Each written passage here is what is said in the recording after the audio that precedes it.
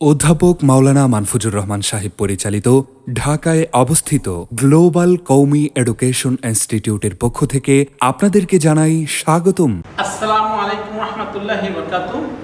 আমার প্রিয় ভিউয়ার, আজকে আপনাদের মাঝে একটি গুরুত্বপূর্ণ বিষয়, ইংরেজি শেখার ভয় এবার হবে জয়। অর্থাৎ আমরা ইংলিশে অনার্স মাস্টার্স ডিগ্রি এবং 12 বছর 14 বছর অধ্যয়ন করার পরেও শুদ্ধভাবে নির্দ্বিধায় ইংরেজিতে রিডিং, স্পিকিং, রাইটিং এবং লিসেনিং, ফনেটিক্স কেন পারি না? সর্বপ্রথম কথা হলো যে ইংরেজি রিডিং পড়তে পারি না আমরা। ইংরেজি 4-5 মিনিট কথা বলা তো দূরের কথা, রিডিংয়ে পড়তে পারি না। এই নিয়ে আজকে আপনাদের মাঝে গুরুত্বপূর্ণ ক্লাস। আশা করব এই ভিডিওর প্রথম থেকে শেষ পর্যন্ত আপনারা না টেনে পুঙ্খানুপুঙ্খানুভাবে দেখবেন। তো চলুন আমরা যাই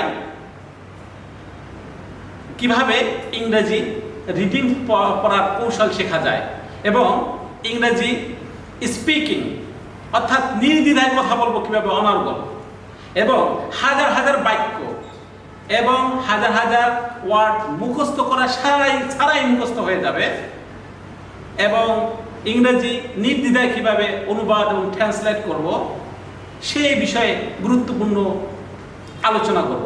চলুন আমরা এবার চোখ রাখি আমার ক্লাসে। তো বন্ধুরা, আজকের বিষয় হলো আমরা কেন ইংরেজি রিডিং পড়তে পারি না। তাই এসো ইংরেজি রিডিং পড়ার কৌশল শিখি। দ্বিতীয় পর্যায়ে হলো আমরা কেন ইংরেজিতে অনর্গল কথা বলতে পারি না, এ বিষয় নিয়ে আলোচনা করব।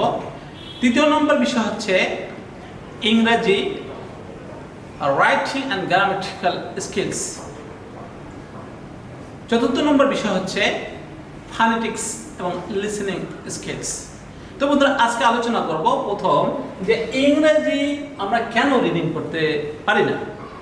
আমাদের সর্বপ্রথম খেয়াল করতে হবে ইংরেজির মধ্যে সর্বমোট বর্ণ, লেটার, অ্যালফাবেট 26টি লেটারের মধ্যে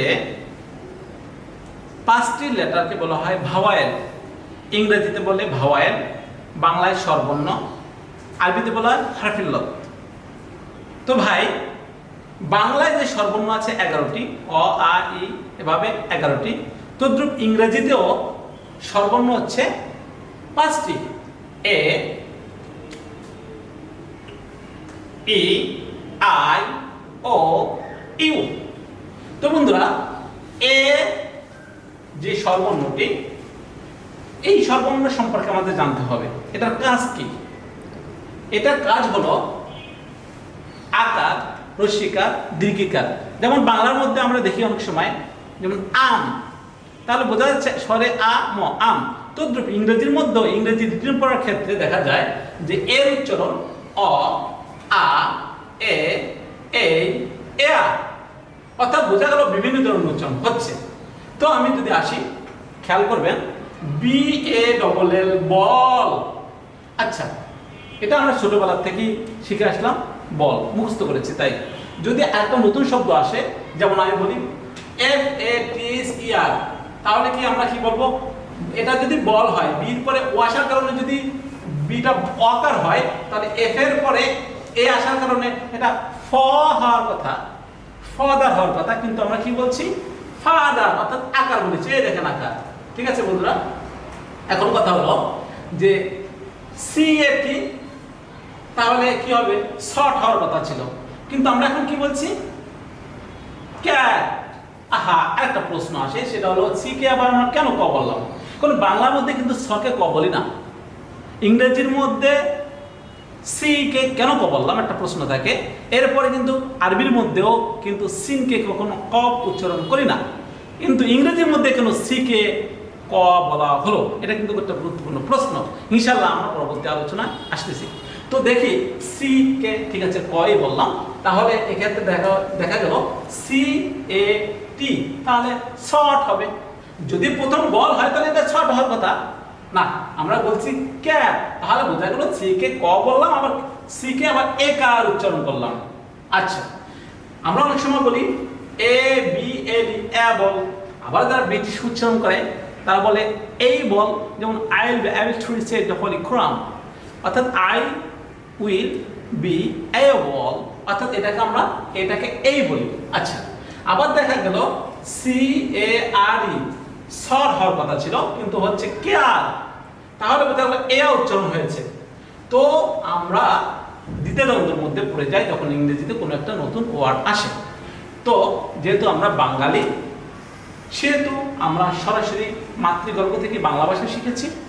ইংরেজি ভাষা আসলে ভিনদেশী ভাষা, সেক্ষেত্রে আমাদের কিছু নিয়মকানুন অবলম্বন করলে ইংরেজিতে রিডিং পড়া যায়। তদ্রুপ আমরা আরবি পড়ি, উর্দু পড়ি, বাংলাও কিন্তু রিডিং করার জন্য ছোটবেলা থেকে বাল্য শিক্ষা পড়তে হয়। তদ্রুপ ইংরেজির মধ্যেও এরকম কিছু নিয়মকানুন রয়েছে।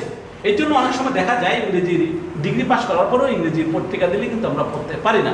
তো বন্ধুরা আসুন, এর উচ্চারণ বিভিন্ন ধরনের হলো। ইর উচ্চারণ অ আ ই দীর্ঘ এ ইয়া হয়, আই উচ্চারণ আই ই আ আই হয়, ওর উচ্চারণ অ ও ওয়া আ হয়, আবার ইউর উচ্চারণ দেখেন আ হয়, উ হয়, ইউ হয়। যেমন আগলি, আচ্ছা ইউটা যদি আগলি হয়, আন্ডার হয়, আমব্রেলা হয়, তাহলে আভার্সিটি হবে। আমরা আজকের থেকে আর ইউনিভার্সিটি বলবো না।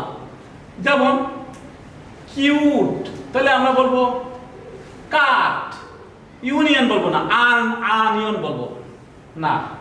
বললে এটা শব্দের উচ্চারণ ভেঙে তছনছ হয়ে যাবে, অর্থাৎ যে শব্দের উচ্চারণ সেটাই বলতে হবে। তাহলে বোঝা গেল আমাদের প্রত্যেকটা শব্দ কিন্তু আমাদের মুখস্থ করা সম্ভব নয়।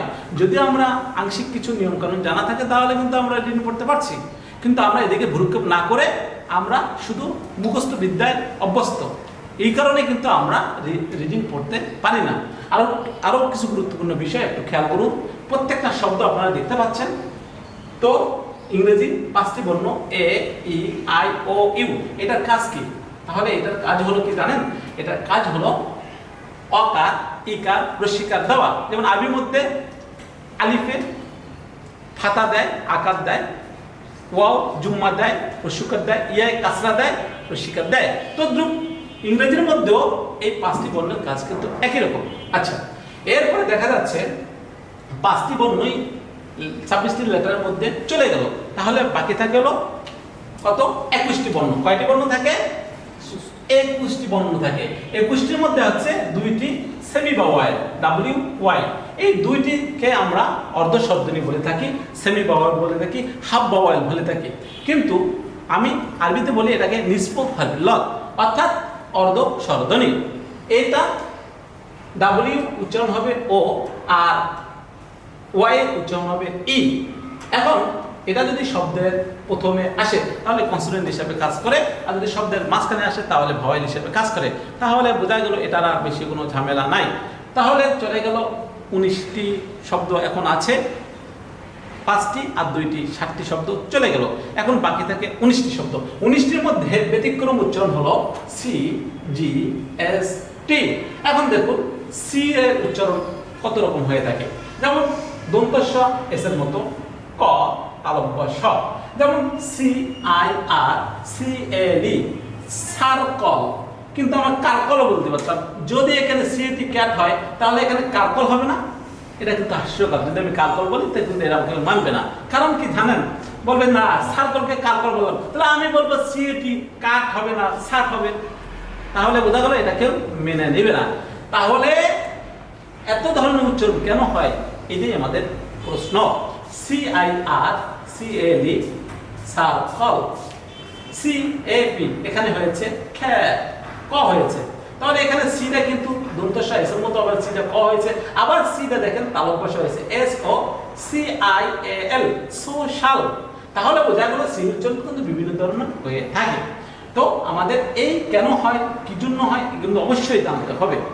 জি এর উচ্চারণ যেমন বর্গীয় যা গ, A G S P A G E, face অর্থাৎ পেস, এস, জিঞ্জার ইত্যাদি। আর বাকি সবসময় গ হবে, অর্থাৎ একটা রূল বলি জি এর পরে ই আসলে জিটা গ বর্গীয় যার উচ্চারণ হয়, বাকি সব সময় গ হয়।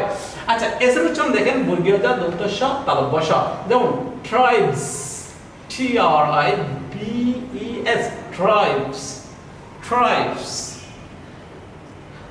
যেমন শিপস, দন্ত স উচ্চারণ হয়েছে শিপস, দেখুন শিপস।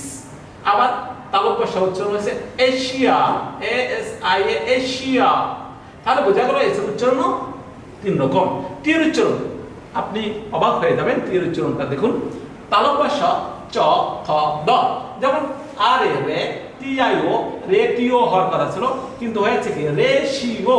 তো তাই যদি এটা এইখানে টি যদি তালব্য স হয়, তাহলে আমি এখানে কি বলবো জানেন? পিস, পিকসার বলবো, পিকসার। কেউই মানবে না, কারণ কি জানেন? এখানে টি এর উচ্চারণ চ হয়েছে, পিস্টার বলবো তাহলে, কারণ সি এর উচ্চারণ আবার ক হলো কেন? বিভিন্ন ধরনের আমরা জানি ওই সি এর উচ্চারণ ক হয়, কখন হয়? সি এর পরে এ ও ইউ কে এল টি আর হলে। আচ্ছা, এই সবগুলো সবই কায়দা কানুন আছে, আমি আপনাদেরকে জানাচ্ছি, একটু লাইনে থাকুন, দেখতে থাকুন ভিডিওটি, আমি সব দেখানোর চেষ্টা করব। তাহলে পিকচার দেখুন, তারপরে হচ্ছে কি থিন এবং দ্যাট। এখানে টিটা হয়েছে থ, এখানে টিটা হয়েছে দ, তাহলে গেল দ্যাট এবং থিন। তাহলে বোঝা গেল টি হচ্ছে তালব্য স চ থ দ। তাহলে এই যে CGST ব্যতিক্রম বিভিন্ন ধরনের উচ্চারণ হয়ে থাকে। ইংরেজি 26টি বর্ণের মধ্যে 5টি বর্ণ AEIOU এবং CGST। এই কয়টি বর্ণ? 9টি বর্ণের সঠিক উচ্চারণ না জানার কারণে আমরা ইংরেজিতে রিডিং পড়তে পারি না। আরো কিছু কারণ আছে, সাইলেন্টের কারণ, অর্থাৎ শব্দ হজব হয়ে যায়, লিখতে আসে, পড়তে আসে না। তো বন্ধুরা, এই যে বিষয়টা আমি আপনাদেরকে বললাম, সেই বিষয়টা যদি একটু খেয়াল করি, প্রত্যেকটা বিষয় বেশিক্ষণ লাগবে না, অল্প অল্প করে আমরা যদি আমার লিখিত যে বইটি আপনারা দেখতে পাচ্ছেন, এই বইটি আমি সুন্দর করে আমি এমনভাবে তুলে ধরেছি, বইটার মধ্যে প্রত্যেকটা উচ্চারণ কখন কোন সময় কিভাবে হবে আমি একটা একটা করে আমি এই বইয়ের মধ্যে তুলে ধরেছি। আর বিশেষ করে আমার কাছে যারা 15 দিন এবং 10 দিনের এবং 1 বছর ইংরেজি সাহিত্য বিভাগ কোর্স করে, তাদেরকে এই রিডিং স্কিলটা আমি শিখাই দিই। সে ইংরেজি রিডিং পড়ে পানির মতো, অর্থাৎ বাংলার থেকেও তার কাছে সহজ হয়ে যায়। চাইলে আপনি আমার কাছে এসে 15 দিনে অথবা 1 বছর ইংরেজি সাহিত্য বিভাগে পড়তে পারেন, তাহলে আপনার এই যে ইংরেজি রিডিং পড়ার ভয়টা দূর হবে। এরপরে আসেন ইংরেজি সাইলেন্ট, অর্থাৎ অনেক সময় আমরা ইংরেজি শব্দ লিখতে আসে কিন্তু পড়তে আসে না, সেই ব্যাপারে আমরা ক্লাসে যাব। একটু আমরা এদিকে লক্ষ্য করি, এই বিষয়টা গুরুত্বপূর্ণ বিষয়, আমি এখন আপনাদের মাঝে আলোচনা করছি। আরো কিছু সাইলেন্ট এর গুরুত্বপূর্ণ কৌশল। বন্ধুরা, অনেক গুরুত্বপূর্ণ কৌশল। দেখুন, আমরা KNOW উচ্চারণ করব কি? কোনো না, এটা উচ্চারণ করব নো অথবা নো। তো আমার প্রশ্ন হলো যে কে উচ্চারণ কেন হলো না বা কেন হচ্ছে না? KNOW know. এখন গুরুত্বপূর্ণ একটা বিষয় হচ্ছে নো হবে না, কোনো হবে, এটা নিয়ে আমাদের একটা চিন্তা ভাবনা। তো আমরা ছোটবেলা থেকে মুখস্থ করছি নো, তাই নো বলি, কিন্তু যদি প্রশ্ন করা কে উচ্চারণ হলো না কেন, কেউ উত্তর দিতে পারছে না। তো অবশ্যই আপনারা আমার যে বইটি দেখতে পাচ্ছেন, এই বইটির মধ্যে 19টি রুল রয়েছে। 19টা রুল আমি সুন্দর করে তুলে ধরেছি। তো দেখেন, আমরা এটাকে ডেটর বলবো না ডেটর বলবো? তো আমরা বলবো ডেটর। তো প্রশ্ন হলো এখানে বি এর উচ্চারণ কেন হলো না? আবার দেখা যায় যে MIGST, মাই, এখানে লিখতে আসছে, পড়তে আসে না, তাহলে জিএস এর উচ্চারণ কেন হলো না? আবার দেখা যাচ্ছে লাইটের মধ্যে আবার জিএস এর উচ্চারণ হলো না। আবার এখানে দেখেন NIGS, নাই, জিএস এর উচ্চারণ একদম হলো না। আবার এখানে দেখেন COUGS, কফ, আবার এখানে জিএস এর উচ্চারণ আবার ফ হয়েছে, কফ। আর নাই অত্যন্ত নিকটবর্তী, ঠিক আছে। আবার দেখেন SHOULD, শুড, হ্যাঁ, এখানে আপনারা দেখতে পাচ্ছেন শুড। এই যে শুডটা উচ্চারণ কিন্তু আসলে অনেক, কিন্তু আমরা গ্রামার মধ্যে পড়েছি শুড, শুড এরকম বলে, আসলে না, এটা শুড, অর্থাৎ ঠক। এখানে টক বলে অনেকে, হবে ঠক, অর্থাৎ টক হবে, এলটা উচ্চারণ হবে না। তো প্রশ্ন হলো কেন হবে না, কোন সময় হবে না, কিভাবে হবে না? তো এটার জন্য আমি আমার এই বইয়ের মধ্যে আমি 19টি রুল করেছি, কেন হবে না, কোন সময় হবে না, কি জন্য হবে না। তো আমি একটা রুল বুঝাই, যদি এন এর পূর্বে কে হয় তাহলে ওই কে অথবা জি হলে ওই কে অথবা জি এর উচ্চারণ হয় না। এরকম 19টা রুল রয়েছে। তো আমি আমার কোর্সের মধ্যে এই প্রত্যেকটা রুলগুলো আমি একটা একটা করে শিখিয়ে দিই, এবং যারা এই বইটি সংগ্রহ করেন তারাও নিজেরা রিডিং পড়ে আপনারা শিখে রাখতে পারেন। তো এটা হচ্ছে ইংরেজি রিডিং পড়ার আসল কৌশল। এই কৌশলগুলো আমি সুন্দর করে আমি তুলে ধরেছি। তো চাইলে আপনারা বইগুলো সংগ্রহ করতে পারেন। আর সবচেয়ে কথা হচ্ছে যে কোর্সে আমি বিষয়টা আমি ধরাই দিই, ঠিক আছে, যাতে একটা ছেলের জন্য রিডিং পড়তে তার আর কখনো সমস্যা না হয়। তো আপনারা খেয়াল করবেন যে ইংরেজিতে রিডিং পড়তে কেন পারি না। তো আমরা আজকে কি খুঁজে পেলাম যে ইংরেজি 26টি বর্ণের মধ্যে 9টি বর্ণের সঠিক উচ্চারণ করতে পারি না, উচ্চারণের নিয়ম জানি না। ইংরেজির মধ্যে 9টি বর্ণের সঠিক উচ্চারণের নিয়ম না জানার কারণে ইংরেজি রিডিং পড়তে পারি না। আর হচ্ছে 19টি সাইলেন্টের কারণ, সাইলেন্টের নিয়ম রুল। সেই সাইলেন্টের রুল যখন আমরা জেনে ফেলবো, আশা করি আমাদের 70 থেকে 80% ইংরেজির রিডিং পড়ার কৌশলটা আমরা শিখে ফেলতে পারবো। প্রত্যেকটা কৌশল আমি উচ্চারণ সহ ব্রিটিশ কাউন্সিল এবং আমেরিকান প্রনাউন্সিয়েশন আমি সুন্দরভাবে তুলে ধরেছি আমার এই বইয়ের মধ্যে, এবং আমি এটা প্র্যাকটিসও করাই এবং মুখে মুখে উচ্চারণও করাই। তো চাইলে আপনারা বিষয়টা ফলো করতে পারেন। এখন আমি আপনাদের মাঝে যাচ্ছি যে ইংরেজি অনার্গল হাজার হাজার বাক্য, লক্ষ লক্ষ বাক্য কিভাবে মুখস্থ ছাড়া শেখা যায়। আমরা আসলে কিন্তু মুখস্থ বিদ্যায় বিশ্বাসী, কিন্তু আমি মুখস্থ বিদ্যায় বিশ্বাসী নই। আমি সম্পূর্ণ হচ্ছে নিজে কিভাবে তৈরি করতে পারি এটাই বিশ্বাসী। হাজার হাজার বাক্য তৈরি করার কৌশল এখন আপনাদের মাঝে দেখাবো। চলেন আসি। খুব খেয়াল করবেন, ভিডিও কিন্তু টানবেন না, প্রথম থেকে শেষ পর্যন্ত দেখবেন। তো আমরা লক্ষ্য রাখি এখন হাজার হাজার বাক্য কিভাবে তৈরি করা যায় এবং ৭৯,৭৭২টি শব্দ কিভাবে বৈজ্ঞানিক কৌশলে মুখস্থ ছাড়া কিভাবে মুখস্থ হয়ে যায়, এই বিষয়টি আপনাদের মাঝে আজকে পেশ করব। চলুন আমরা খেয়াল করি।